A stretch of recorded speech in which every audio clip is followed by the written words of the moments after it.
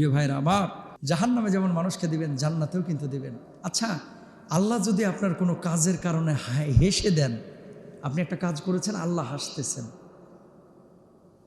এটা পৃথিবীতে জীবনে এর চাইতে বড় পাওয়া কি আর কিছু আছে ভাই?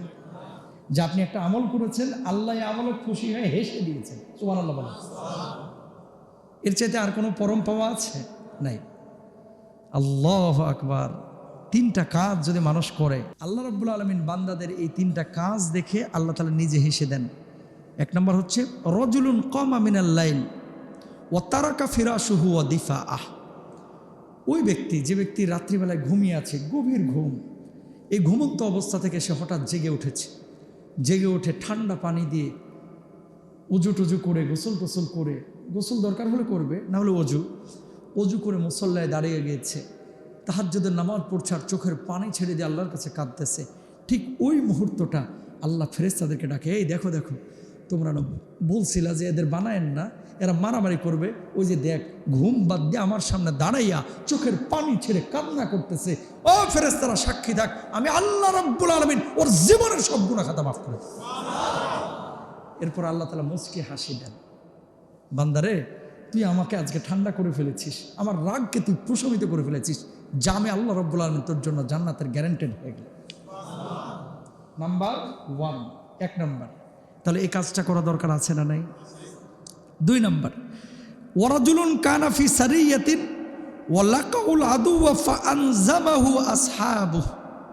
যে ব্যক্তি আল্লাহর পথে শত্রুর সাথে সম্মুখ যুদ্ধে রত আছে আর তার সঙ্গীরা শত্রুর মোকাবেলায় পরাস্ত হয়ে পড়েছে, এরপরও সে অটল অনড়ভাবে প্রাণপণ লড়াই করছে, অবশেষে সে শহীদ হয়ে যায়। সুবহানাল্লাহ। যুদ্ধের ময়দানে গিয়েছে ইসলামের জন্য, যাওয়ার পরে দেখলো যে আমাদেরকে শেষ কাইটাকুটা শেষ করে ফেলাইছে, আমরা পরাজিত, তারপরও সে পালাইলো না, হাসি মুখে শাহাদাত বরণ করলো। আল্লাহ ওই সময় মুচকি হাসি দিয়ে বলে, আমি তোর জন্য জান্নাতের গ্যারান্টেড হয়ে গেছি। সুবহানাল্লাহ। এই সময় আল্লাহ রাব্বুল আলামিন হাসেন। 3 নাম্বার, ওয়ারাজুলুন সাররা লাইলাতাহু হাত্তা ইযা কানা ফি আখিরিল লাইল নাযালা হুয়া ওয়া আসহাবু।